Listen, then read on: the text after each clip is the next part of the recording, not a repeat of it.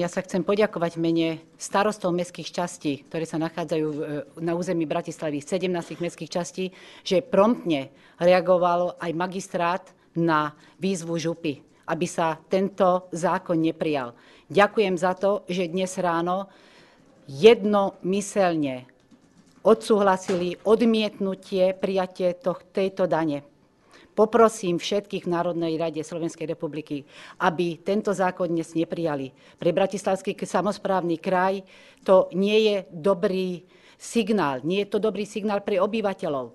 Treba si uvedomiť jednu vec. Bratislavský samosprávny kraj je solidárny. Len minulý rok, v roku 2013, keď sa vyzbieralo 410 miliónov eur z daní príjmu fyzických osôb, tak 199 miliónov eur bolo vyzbierané z Bratislavského samosprávneho kraja.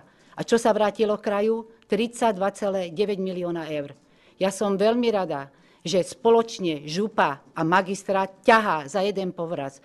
A chcem ešte pripomenúť, tento kraj jediný je ochudobnený aj o možnosti čerpania eurofondov. Takže poprosím všetkých poslancov, aby zvážili v Národnej rade, či tento zákon dnes odsúhlasia. Ďakujem.